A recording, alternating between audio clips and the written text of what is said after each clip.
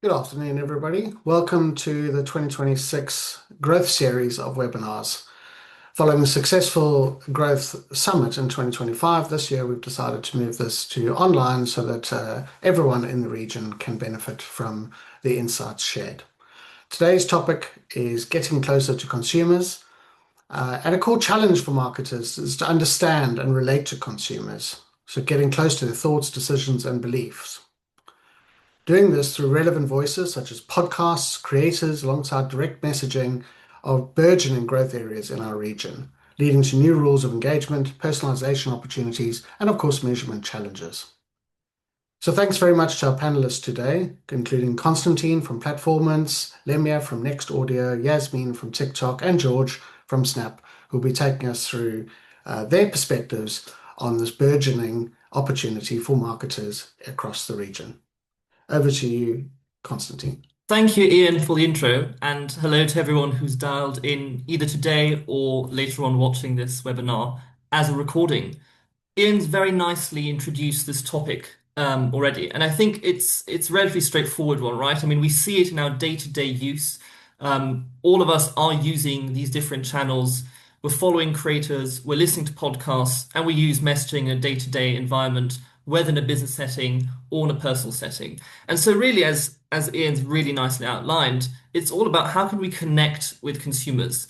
And importantly, for the purpose of this panel, what important questions do these new emerging channels raise for marketers?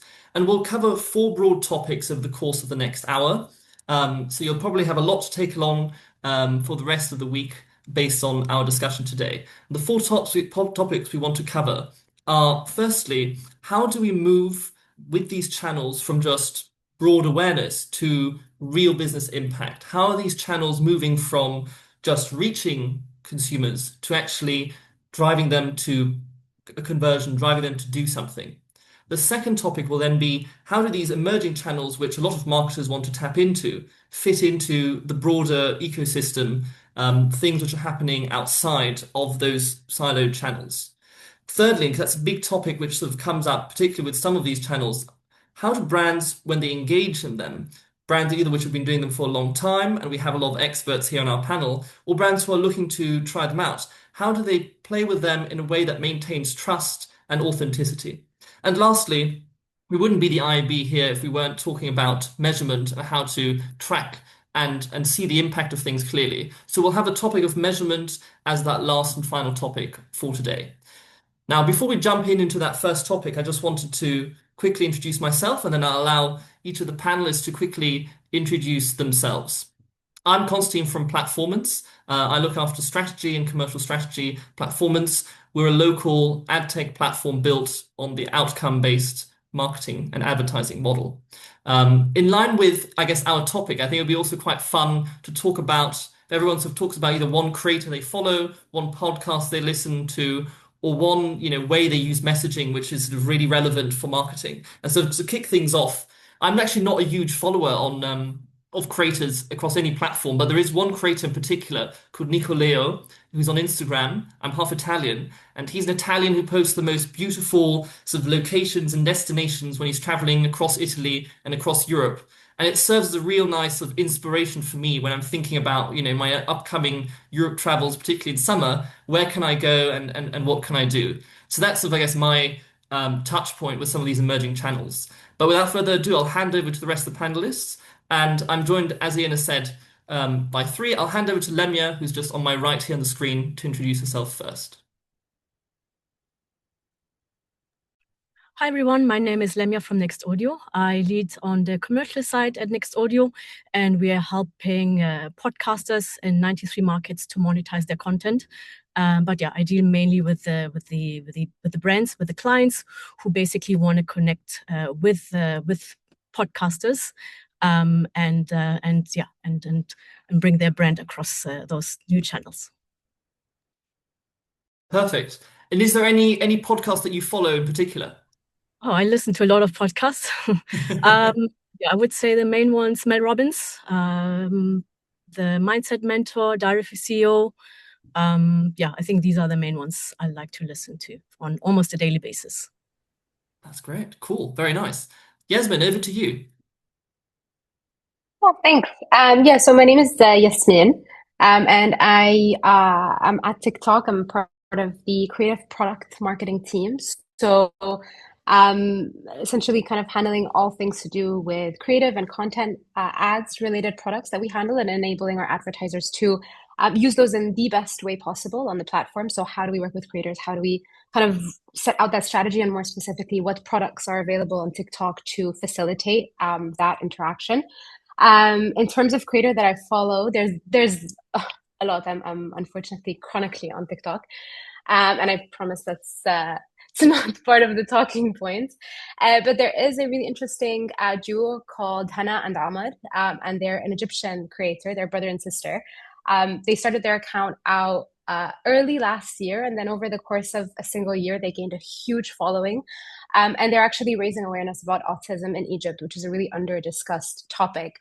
And so they started out kind of fresh account. By the end of the year, they were one of our top creators, and they were awarded as well in the TikTok Awards. So a very kind of heartwarming content, and always brings a smile to your face when you see it. Yeah. You feel less guilty when you're following creators like that, I guess, than if you're just following 100%. typical stuff. Exactly. They're changing the world for the better, and we just get to watch. Well, exactly. I mean, that's the best kind of content, absolutely. Thank you, Yasmin. And lastly, George, over to you. Hi, everyone. Thank you for having us. George, I lead on part of the sales team in UAE ad sales for Snap, mainly luxury, beauty, CPG, auto, and finance and tech. I watch and follow almost every creator and podcast out there. The ones I stick on to are mainly Neil deGrasse Tyson's podcast and Diary of a CEO. Spend a lot of time on these in my car, especially. Diary of the CEO seems to be a popular one, so it's already mentioned twice a day. I know a lot of people in our office listen to that podcast as well, so clearly a big one. Thank you, George. Now that we've got the sort of introductions out of the way, we'll dive into the first topic for today, which is really sort of talking about the emerging channels sort of at the top level. Traditionally these channels, so creators, podcasts, and messaging, have been seen as awareness channels. The ones which are primarily useful and seen as useful for reaching out to a lot of consumers. Now, in a way to sort of try and get a little bit of interaction here, we'll do a very quick myth versus reality kind of statements related to this topic. And the sort of first myth, which I think is in the minds of many, maybe here on the call, or maybe in the minds of many sort of advertisers and many marketers, in the region, is exactly that, right? Emerging channels, especially creators and podcasts, are mainly useful for awareness. Lemya or Yasmin, one of you, what would you say is actually the reality of how they can actually be used? So I would say that, for podcasts, we know that they're used across the full funnel. So they're no longer just an awareness channel, but they're used across the full funnel, and we can also measure across the full funnel. The short answer. Great stuff. Good to know. Yasmin. Yeah, I definitely. I think creators have impact across the full funnel. And in fact, even maybe not so emerging anymore, maybe becoming very much a primary lever for these brands that we see using them. But yeah, definitely they have impact and true measurable impact across the full funnel. I think whenever we talk about, full funnel, it often becomes a question around a little bit about measurement, which is obviously a topic we'll discuss at the end of our talk today. But, both of you have mentioned full funnel, very much how they can be used. What sort of also ties in quite nicely with that, and just another quick sort of myth versus reality statement before we go into a little bit more of the sort of deeper questioning, is of course that when we think about full funnel, there's a lot of question around how you can automate, how you can bring in technology, and how you can ultimately also, at the end of the day, measure across the full funnel. A sort of big myth, I guess, also with regards to these emerging channels is that automation is mainly just there to make campaign management easier, to make it easier to run campaigns. George, what would you say is the reality of how automation can and is increasingly used? Reality is that ease of use is a byproduct and less the actual outcome. The actual outcome that we're looking for is a true impact through adaptability. The thing is that we want automation to drive very fast adaptability to real-time user behavior changes, to be able to drive results for brands. As simple as that. Very good point. I think that's a really interesting one, because I think, as you say, at the end of the day, automation serves as a means to an end. It's not an end in itself. And I think when we think about automation, we'll start off on that point maybe firstly, just because we've just talked about it here. That came up as a major theme, right, within our pre-call, and something which all of you have mentioned. Now, when you say, George, maybe you can start off here, and then of course Lemya and Yasmin, feel free to chime in. You started off by saying that it's really about adaptability and adapting to changes and shifts in behaviors. Where do you see, automation really playing a big role there, in terms of, how does it respond to that adaptability, and where also does that sit within the sort of life cycle of a campaign? So it has developed very differently depending on channels and where different platforms have put the effort, and where different tooling mechanisms have also focused, if you will. The whole point of it is to integrate all of these layers, and I'm gonna answer these questions with examples that would make it much easier. So let's take creators and discoverability. So discoverability of creators is today through marketplaces that we have on our platforms. We're embedding AI systems, machine learning, to be able to find creators easily through a campaign brief. Just put in. Also, there are third-party platforms that actually do this today very efficiently, and they can find. And the smaller you go in the creators, the harder it is, and the easier it is for the system to actually support. Now, if you go into creative realm, it's very straightforward to understand the prompt to image kind of logic. But if you add coding to it, now you can go into more diversified creatives. You can do augmented reality examples here and there that become much easier and much more accessible for smaller brands.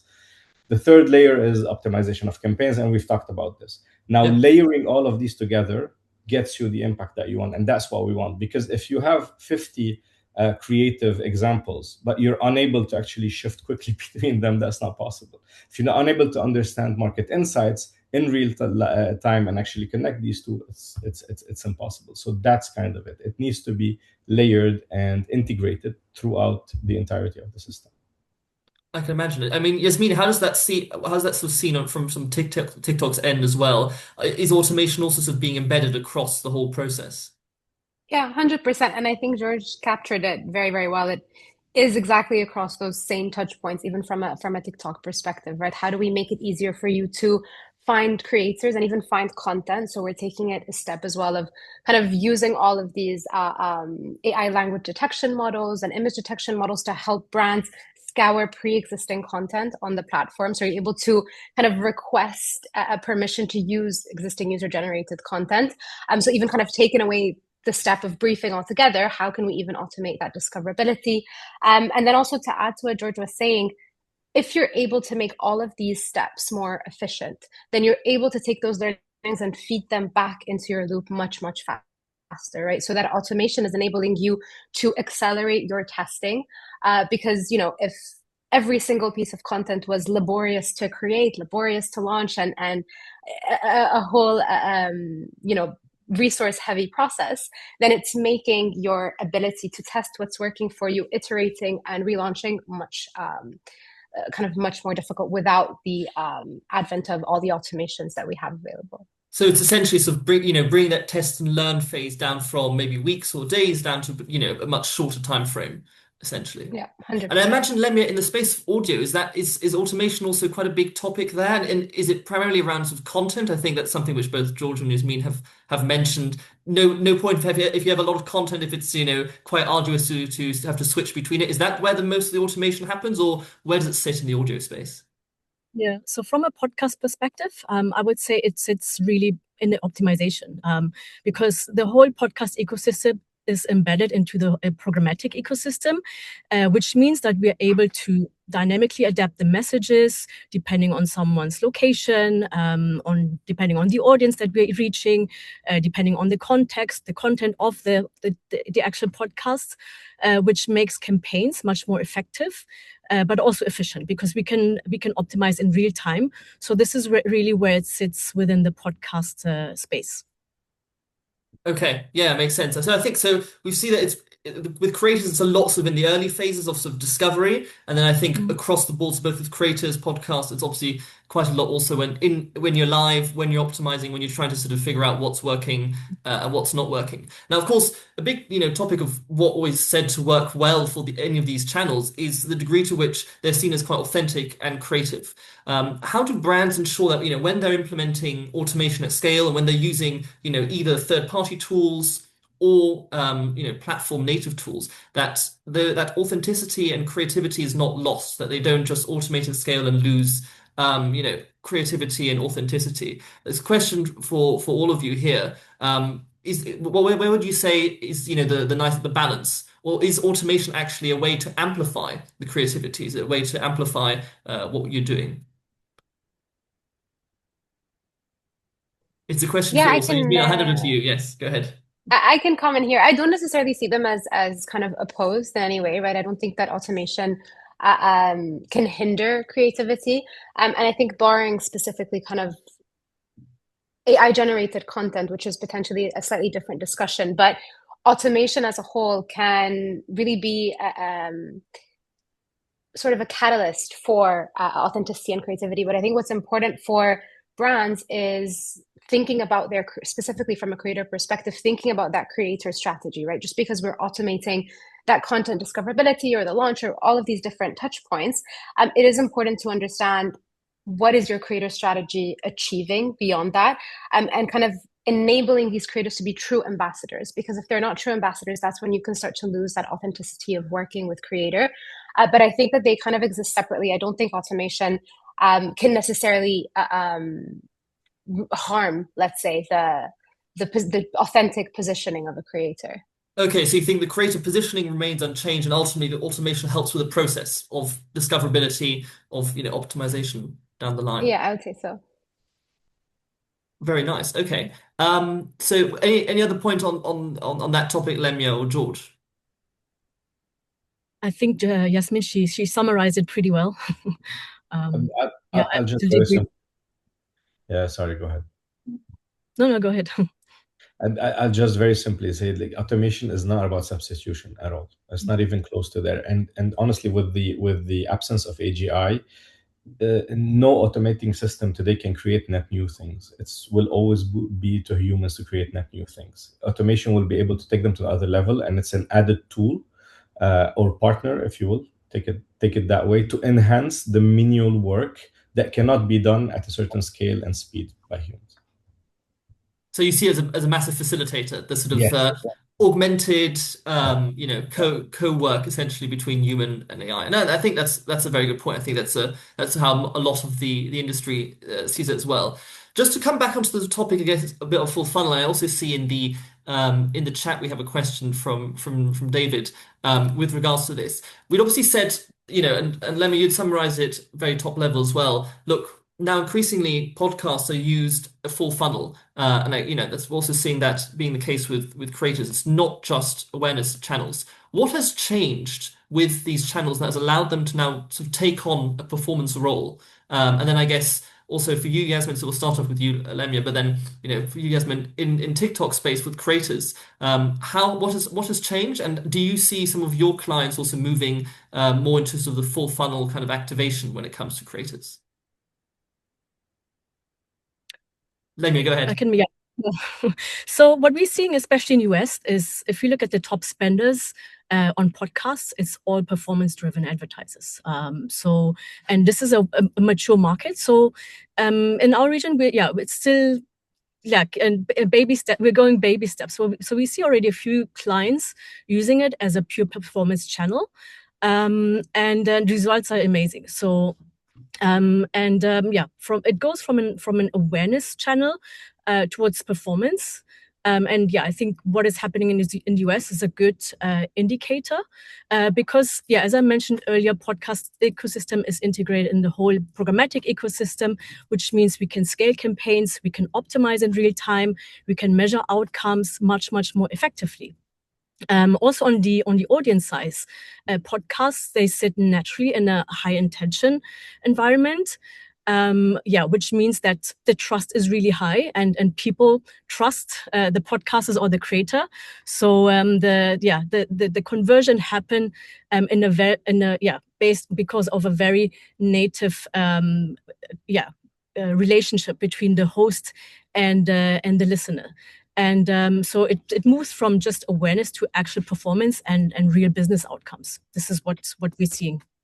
And just quickly, Lemya, before I'll hand over to you as meant to give the same point of view from a sort of creator perspective. But when you're saying about performance and ultimately sort of driving conversions, would you say there's sort of any limitation there? Or is it really across the board that you're seeing? You're speaking about the US there, advertisers using podcasts to drive conversions. What kind of conversions? What kind of outcomes are we talking about? Yeah, so we're talking about conversions such as website visits, app downloads, leads, like conversions that we also can measure on other channels such as display, video, social. So yeah, we're talking about the same conversions that can be measured on other channels as well. Okay, very good. Yasmin, has that sort of been the same? I mean, are you optimizing towards the same conversions also with creators sort of within what you're seeing at TikTok? And have you seen, what are the changes you've seen? And have you seen advertisers also take that up in the region, so in MENA? Yeah, 100%. So I think from an impact perspective, and there's sort of two parts to this answer. From an impact perspective, we definitely have seen that creators have a strong impact across the funnel, and I'll talk about that in a second. That being said, there are obviously brands that are choosing to maintain that awareness positioning for their creators, I think, to be very honest with each other. Although the data does point to the fact that, they are able to drive conversions. But I think the meaning of a conversion or some brands are not actually optimizing for that, I guess, directly. Necessarily optimizing towards that, in general, whether with creators or otherwise, right? But where we've seen a huge amount of success for lower funnel and kind of creator utilization has been with our apps business. So in general, the apps business is very heavily adopting creators and at a massive scale. And they're obviously optimizing for like install subscriptions and whatever that might be. And it's working incredibly well.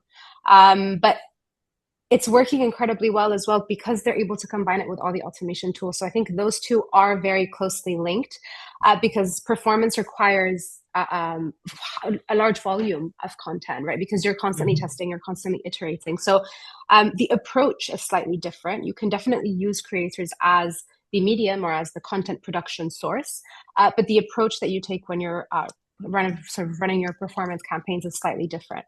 But yeah, I think there's a huge place for creators and they definitely work on this. And they work from the perspective of creators still being able to provide that trust.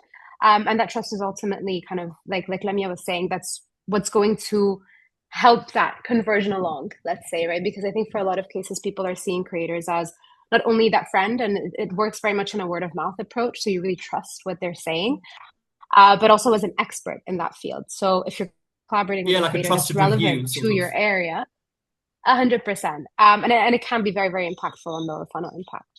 And I think there's also quite some, I mean, we'll come to the topic of trust in just a bit as well, but I think there's quite some strong stats there, particularly for our region, which sort of speak to the extent to which people will buy based on influencer recommendations, particularly also, I think, sort of, Gen Z and younger audiences very, very likely to buy, and actually more likely to buy based on that than they are based on other forms of paid media. So I think that feeds into sort of why there's the impact, Yasmin, which you're talking about. Now, I think just to sort of shift into that second topic, and just to think a little bit around, how let's say these channels can fit into the broader media ecosystem. We've talked about how automation, which impacts other media channels, is also very much the case here, and we've talked about how these media channels are also increasingly driving full funnel impact, full funnel results. Now, I think a lot of people in this room, especially those who are probably a little bit more involved in sort of the media planning side of things, will want to understand is,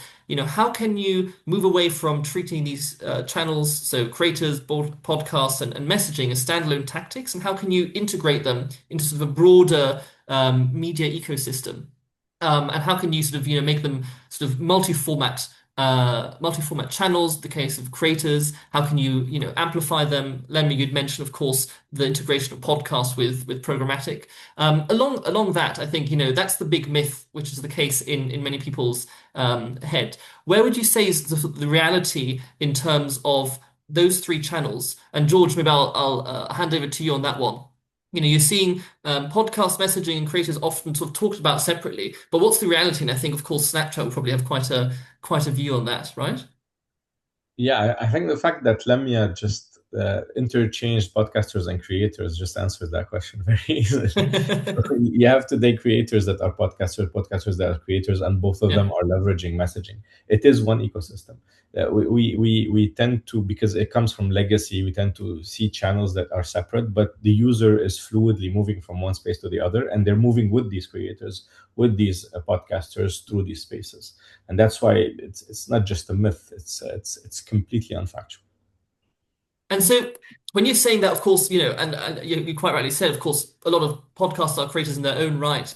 How should, brands change the way that they work with these, let's say, these emerging channels? How should they be working with these channels, given the fact that they can be sort of interoperable and they don't just sit siloed within one of their systems?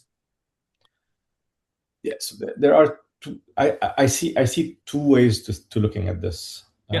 Okay, either you integrate as a brand the rationale of creators, if you will, into your overall ecosystem. So you have a swarm of creators that you work with the whole time and that are building the storytelling of your brand, or you link the storytelling of your brand to a humongous creator, and that is very similar to celebrities, the way they were doing before. Those are the big ones. The second one is something that brands know how to do very well. They just have not adapted to the creator world. They still see the celebrities as celebrities and creators as creators. The first one is much more difficult. And there are some brands that are there, basically. They can see this, and they can see creators in the 360 of any campaign. Let me give you a very specific example. If you take an out of home in Dubai Mall, okay. Today, it's a bit of a passive experience. If you want to make it active, you need to build something that's humongous that costs a lot of money. Now, if you add a layer of a message from a creator that is geo-fenced around that area, you can very cheaply, cheaply as in from a cost perspective, not from an impact perspective, a reach perspective, change a passive view into a very active interaction. But that message needs to be contextualized to what you're doing there and to the people that are being there. Simple as that. And so that's, I guess, also then how you sort of start thinking a bit more cross channel. Exactly. And I think the other thing is, which is interesting, because of course you mentioned this as a one-off interaction. I think the other myth which a lot of, sort of people think about when they think about these channels, and I think maybe creators in particular, and again, I'll maybe a question for you, Yasmin. The myth here is, creative marketing. Essentially, it's just like a one-off execution kind of thing. You brief, you found, the perfect match of set of creators or, very big influencer, very big name, and you work with them as a one-off, and that's that. Is that actually the truth? Or what's the reality of how brands can best work with creators? It definitely is dependent on the brand and their needs, right? I think that I also wouldn't want to completely say that working with creators on a one-off basis is not a viable strategy, because there is a place for that as well. I think if you do want to if you have a specific campaign that, this is the only time maybe you're touching on sports as part of, a cross-pollinating audience, then you need a sports creator for that. That's completely fine too, and they don't have to be a full ambassador. And if your brand that is requiring potentially a high level of agility and you really want to create ambassadors, and agility, for example, would come from just being a creator that already has worked with you before, knows your brand, knows your guidelines, and you can simply brief on a rolling basis, then there's a strong use case for like that creator squad that you can create and creating that ambassadorship almost. So there's definitely use cases for both, depending on what your brand needs. means.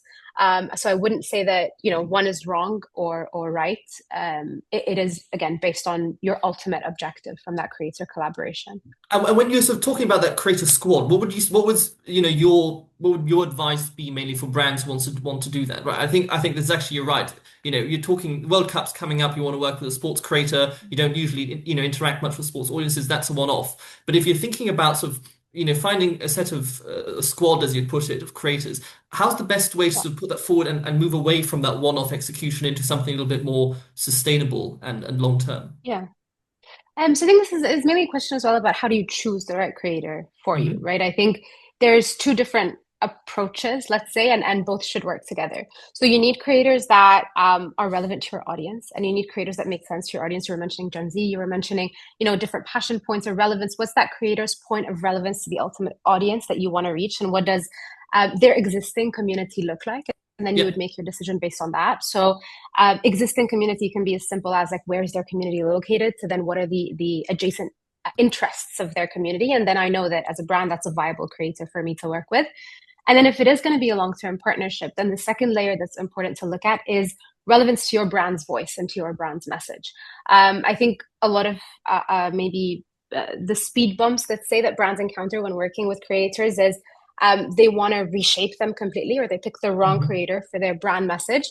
And that's why they find it to be a difficult relationship to maintain. But if you pick a creator that by default represents your brand in a way that you can sell up the chain to your stakeholders on a constant basis, then that becomes a very easy ongoing relationship with a creator. So both, it's audience relevance and brand relevance.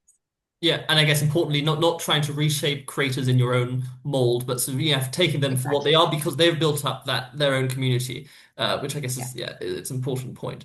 Now, I guess related to the idea of using a channel across formats or sort of trying to amplify executions. Lemya, in the space of podcasts, how do you sort of best integrate, and whether you're talking about podcasts as a sort of creator format, podcast purely for content, amplifying podcasts on programmatic, what's sort of the best practice that you would sort of mention here?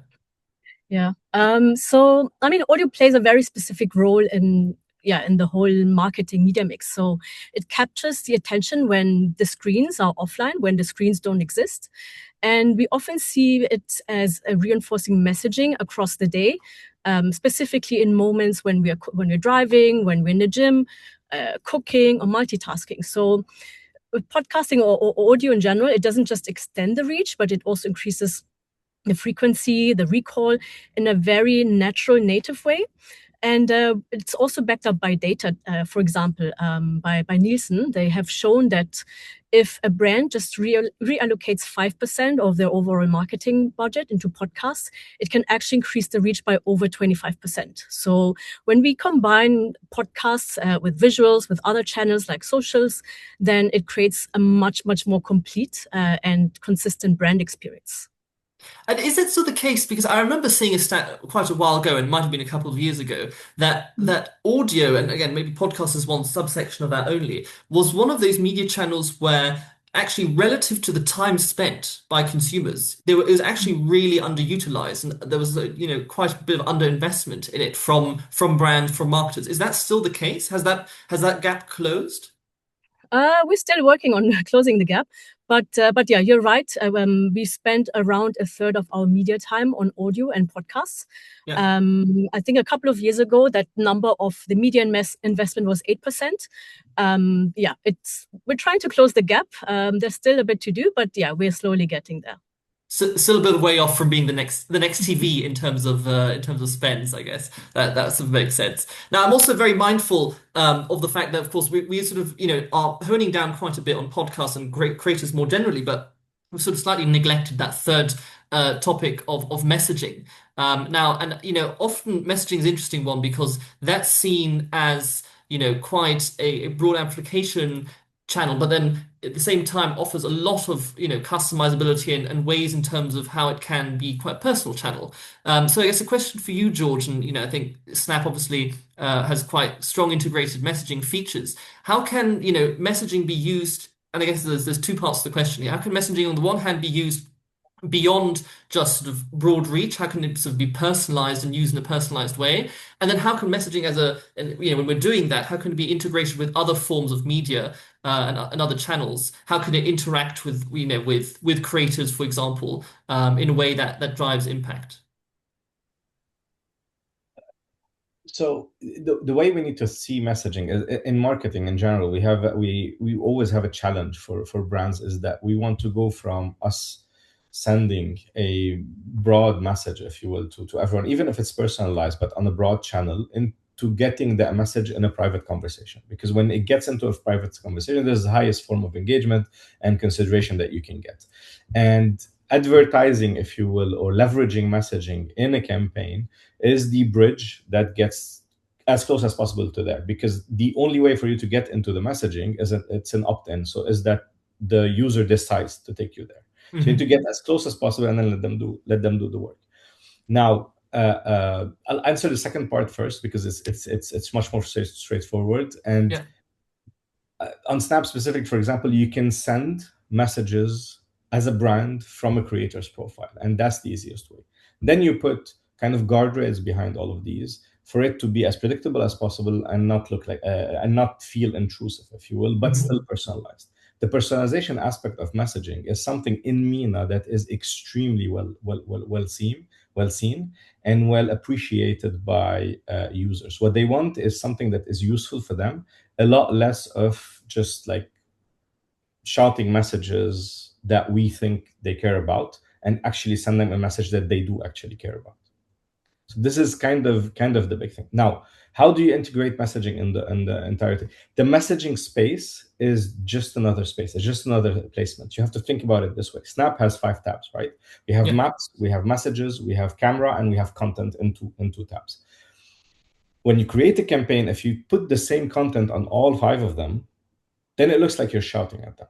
Yeah. If you send a message in the message, and if you send a functional experience in the camera, if you send something that's happening around the space and the maps, you're not only the contextualization is not only specific to the message to the person from targeting and insight, but also to the place you're putting the message in. Yeah, of course, where it ends up being seen, how it ends up being consumed. Exactly. And when you do a messaging platform, the advertising around messaging platform, for it to be the least intrusive possible, if you send a message that is not specific to the place itself, they will not look at it, and then 3 seconds later it's gone. And you've only got that short opportunity, that short window, and that's Exactly. Absolutely. Okay, so I think that's I think it's an interesting one, because it's a good way of thinking of it. It's just like, as you said, another placement. I mean, that's how obviously works very much within the platforms. Now, just before we move into, and I think you've already talked about a little bit in terms of, will the message from a brand fall flat or not? We come into that whole question of trust and why, I guess, these channels are very trusted, and a lot of consumers are leaning into them. Just want to do one quick fire round with some statements, and then from some or all of you, a quick sort of yes or no, or agree or disagree on some of these points, which we've talked about so far. So I mean, we've talked about, as I said, various things from sort of full funnel impact, through to automation, through to how they interact with each other as channels. And so starting off maybe with that last piece first.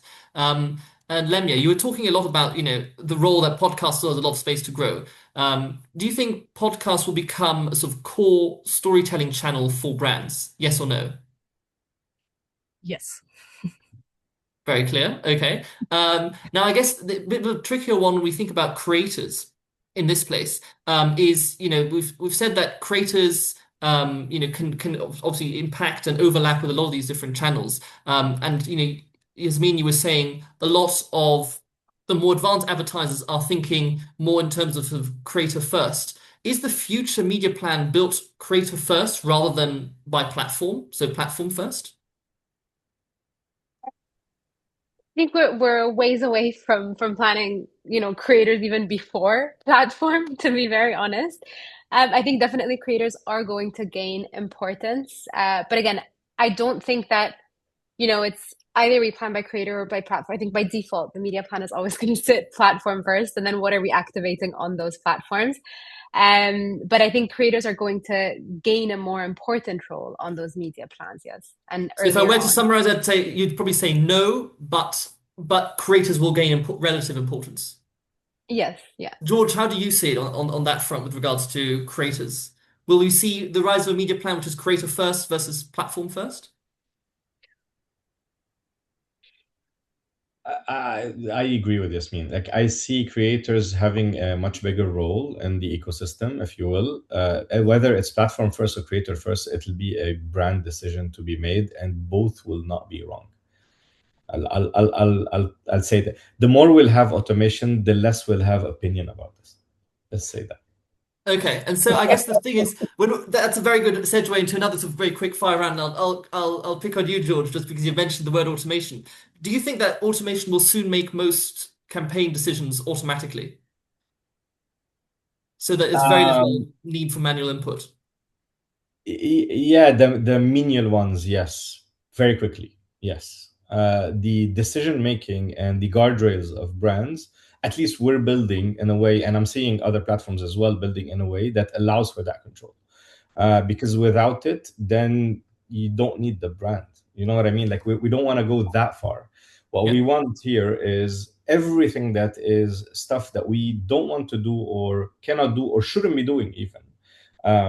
To not be in the realm of us, if you will, and we keep the proactive problem solving, the creative kind of net new ideas to the humans, and the defining of the KPIs and guardrails for every brand.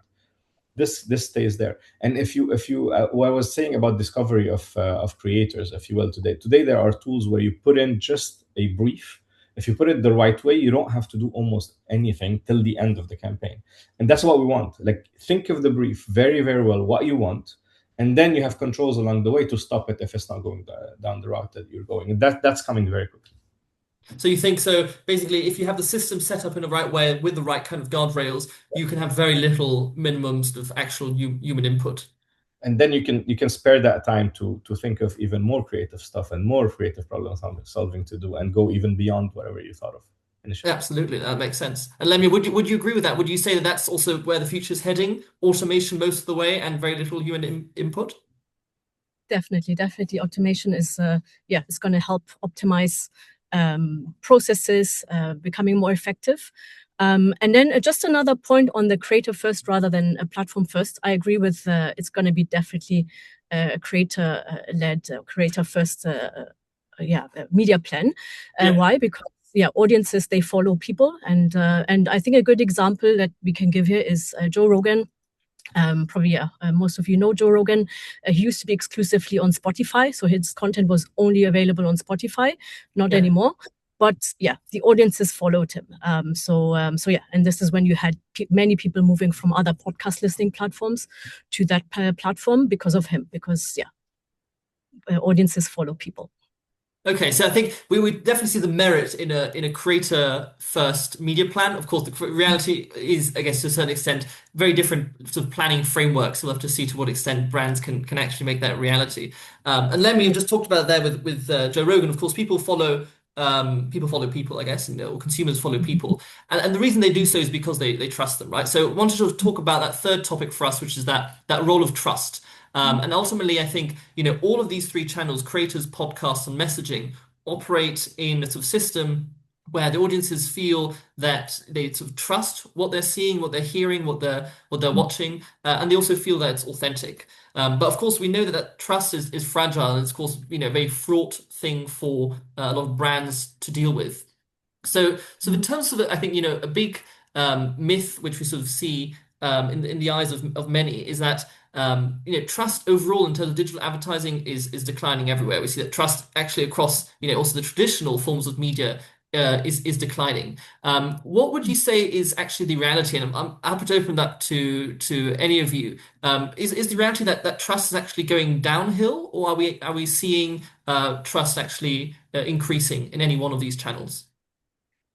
So from the podcast perspective, we know that it's one of the most trusted channels.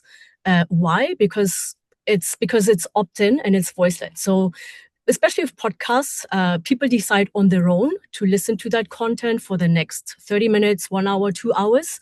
And it's not content that is pushed by an algorithm, but it's content that I decide by myself to listen to it. And then it's also voice-led. And this creates a much, much deeper relationship between the host and the listener. And when a brand message is then delivered in that context, then this is why it feels way, way more native, trustworthy, because it's a recommendation from someone that I decide to listen to.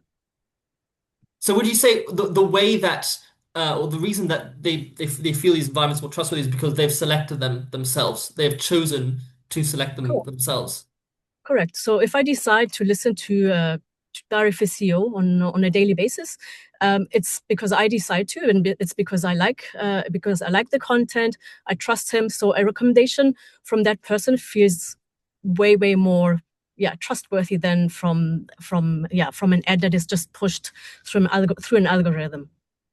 That actually makes sense. Now, of course, algorithms are the space of the social platforms. Yasmin and George, would you say that's sort of a similar sort of, you can't really, I guess, apply the same line of thinking to people following creators? Now, of course, you do actively select a follow or like button, but, to what extent is there this, actual sort of opt-in? And I guess, how do these environments, create that level of trust? What do you see on your end, Yasmin?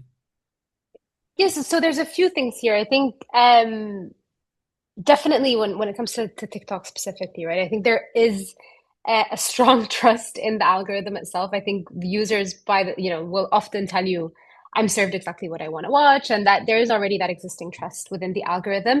And that's also why they're very receptive to new creators being fed to them or being served on their watch session.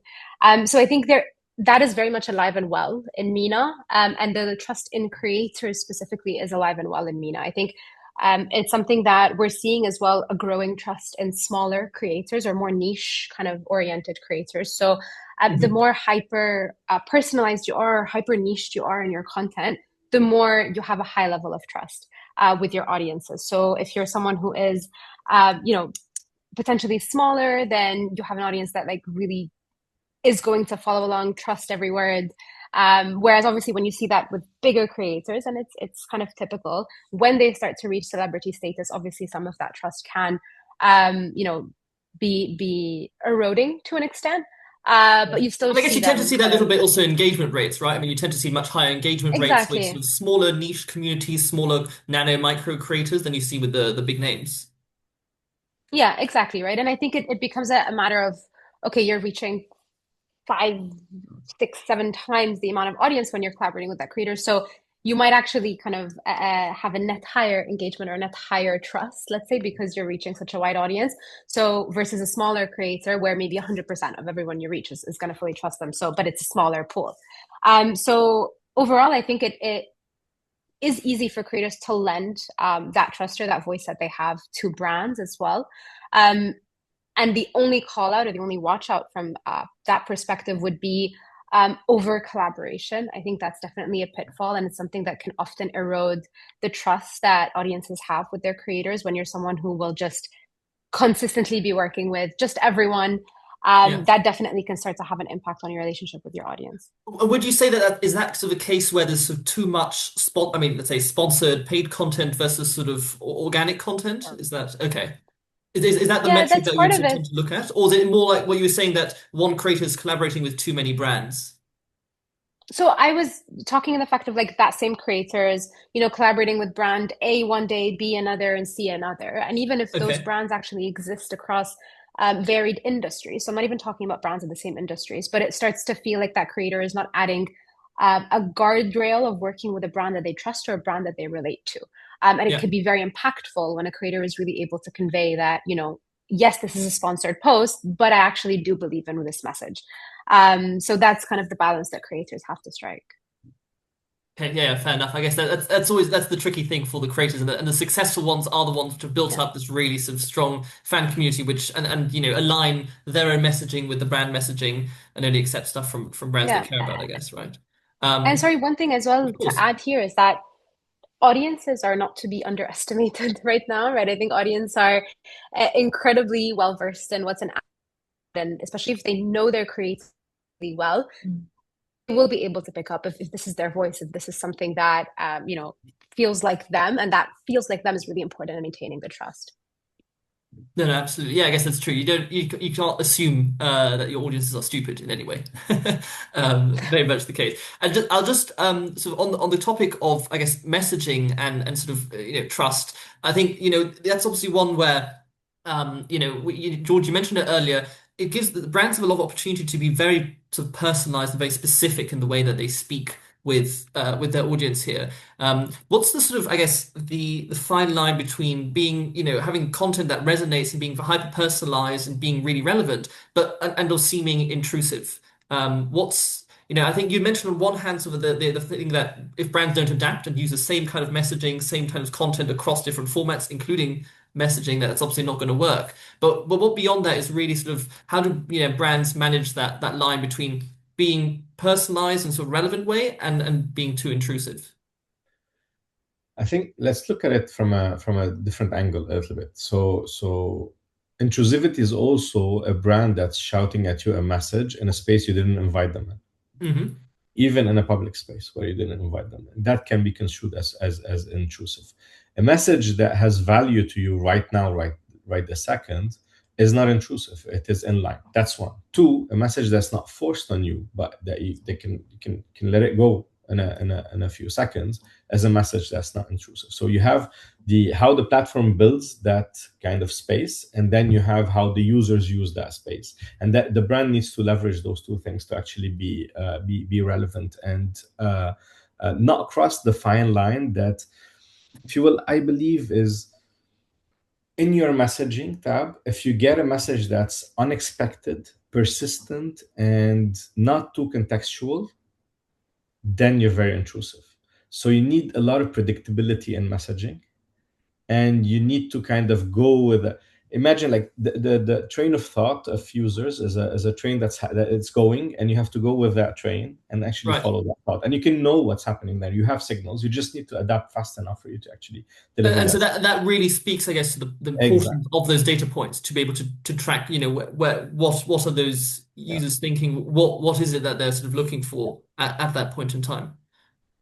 So non-intrusion by design, if you will, whether it is from the platform or from the brand itself. And then when you put these two together, it becomes relevant for the users. Yeah, that makes sense.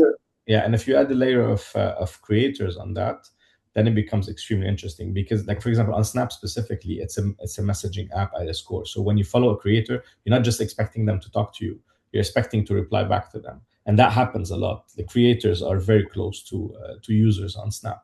So creators sending a message through a paid sponsorship on messaging is not something weird at all. It's something very natural to the behavior. Now, if you go in and then the message from the brand that's coming from the creative is completely off base, that's where the issue lies. Yeah. Okay. So it's when sort of messaging seems sort of incongruent that it doesn't work.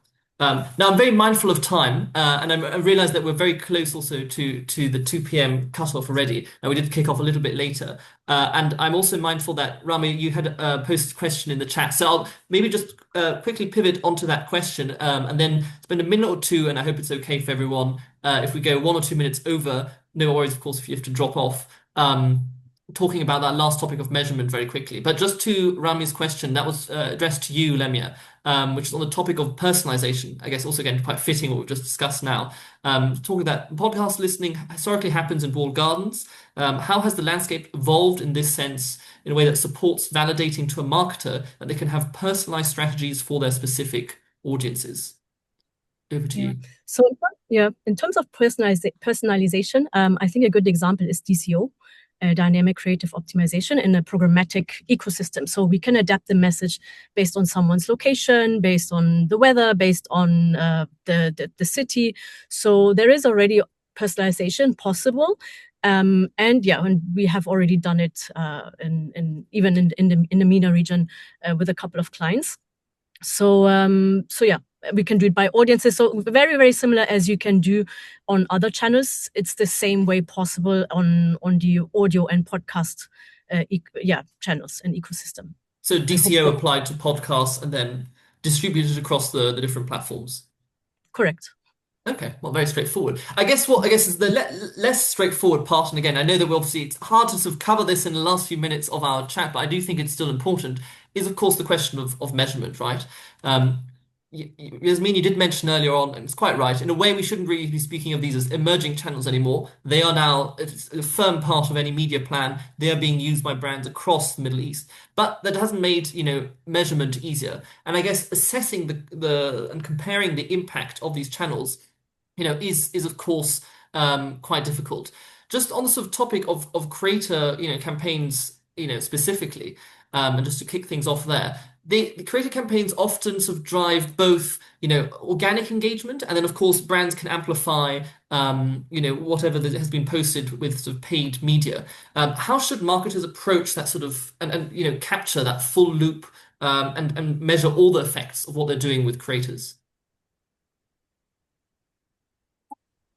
So I think there is sort of too much importance, I would say, sometimes placed on how do we separate organic performance from paid performance, right? Especially if have a creator content that's launched, yes, you might be boosting it, you might be sparking it, you might be putting paid media to reach a more targeted audience, but ultimately, I think the best way to do it is to perceive that content piece's performance as standalone, right? Whether it was organic and it became paid. And I think maybe a better way to look at it is specifically when you are working with creators and you're trying to understand, all right, where do I put my budget? You're able to take organic performance before anything kind of happens from a paid media perspective. You take the organic performance as a very strong proxy for whether this is a content piece that should, that you should give additional exposure to with paid media. So I think if you go into it like that, as opposed to trying to segment what was my organic versus my paid piece, I think, definitely you can look at certain metrics, right? You are usually able to separate like how much of the views were organic, how much of the engagement, et cetera, right before you spark. But I think the best way is to look at that overall performance of the piece of content as, dual, both. Yeah, 100%. And then you are also able to rely on a lot of third-party measurements to understand the exact effectiveness of that piece of content or of that creator campaign as well. So I think one thing that we often try to change is, yes, organic is a strong signal for paid performance, but I think a lot of marketeers spend a lot of effort trying to define exactly what was organic and how much, I think from a creator perspective, where you can proceed with a dual approach, let's say. Okay, that makes sense. Absolutely. Now, Lemya, you talked about in the podcast space, of course, and I think sort of building on Rami's earlier question, this is obviously happening across multiple different platforms. When you run a campaign which runs across, multiple different platforms, how should you approach measurement in a way that you capture everything that's happening across these different touch points? Is it also, again, is that a false dichotomy, a little bit like the paid versus organic dichotomy, which I sort of, falsely painted in the case of creator, or is there actually a way that you can measure things a little bit more holistically there across platforms? Yeah, so we look at measurement in layers. So first at the delivery, like the number of impressions delivered, the reach, how many uniques did we reach?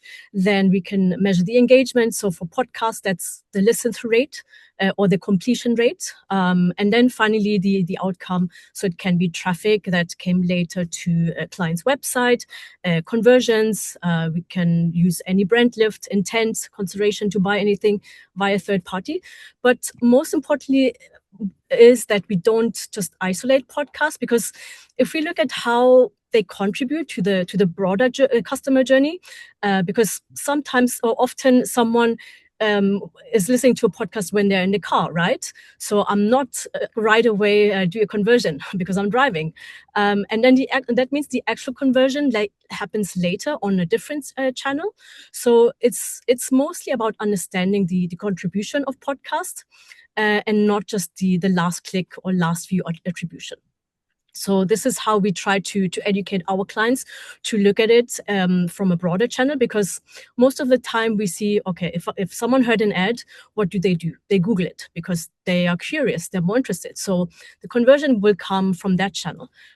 So yeah, this is something that we still need to educate the clients and the market about. No, I guess that's a big topic for all of us in the industry. I guess, George, a question for you on that front. Would you say that that's the biggest measurement challenge when you're sort of thinking about these multiple touch points, thinking about these multiple channels? In the case of Snap, thinking about the multiple formats, is it a case of also sort of thinking more in terms of sort of overall impact, overall contribution, rather than sort of direct attribution and direct measurement? Yeah, considering that direct attribution is extremely difficult. and and we tend to think it's science. Reality is it's like in between science and just like, A little bit what you choose to believe. Well, the fact that there are so many predictive modelings that are black boxes, that if you go through each one of them, you have a different outcome in terms of attribution, tells you that attribution is not precise. And the problem is that today you have huge fragmentation in how we call things, the number of formats there is, how different platforms attributes on their own platform versus other platforms. And some of these platforms are end game platforms, if you will. So if the rules aren't standardized, there are some standardization. There's a lot of effort that's been happening, but it's not there yet. So it is extremely difficult because like if we take messaging, for example, it looks like another placement, like we said, it could be attributed, but the context is different, right? The context is different, and those nuances are super important, and we need to take them into consideration. Podcast is the same. The context is very different. Yeah, what you expect the consumer to do. Exactly. Yeah. Technically, yes, the backend could be exactly the same, but reality is that it won't never look the same, and you'll never understand why someone opted in to do something versus the fact that they did. And that's what we need to understand. Yeah, absolutely. And I think that's a very good point of realization, coming back to the consumer, closing the circle in that respect. I'm also very mindful that we've slightly gone over time, so appreciate everyone who stayed on board this call. We've obviously had quite a extensive discussion today about sort of multiple fields, and I'd call them emerging channels that start, and I guess I corrected myself over the course of our talk to say that they're firmly part of most media plans and what most brands are doing here in the Middle East. And I think we've established some key themes. And I think one thing which is really interesting is, of course, it is very much the case that both globally and the region, these channels are not just being used for awareness, although they still are by some brands, and still are by some. They're increasingly being used across full funnel, and they can also drive performance. They can drive the same metrics that we're used to from sort of digital lower funnel performance channels like programmatic. There's also quite a lot of nuance, I think, that we've discussed here in terms of how do brands work with these channels, whether one-off, whether sort of more long-term collaborations, and also being very mindful of what is ultimately, the way they use these channels, which is staying as close to the consumers as possible, and being mindful of how these channels are perceived. So you have to be relevant to the context. I think, George, you've summed that up very, very nicely. What are you expecting essentially the user to do based on what message you're putting out there? And so to sort of try and circumvent the question of measurement, and I think something which Yasmin, you touched upon quite early on in our conversation, was really to think about things more in terms of impact and think less in terms of sort of attribution and sort of direct measurement, but really in terms of broader impact and before and after, in the case of creative, for example, the marrying of paid and organic and branded content, and it'll be similar, of course, for the other two channels. There's really more of a case of trying to think about how these systems work together rather than trying to isolate let's say the effect of one particular format, of one particular tactic, of one particular creator, of one particular podcast episode. And of course that doesn't necessarily make it easy, but of course the measurement topic is never going to be an easy one, and I think very much one that warrants a discussion in its own right.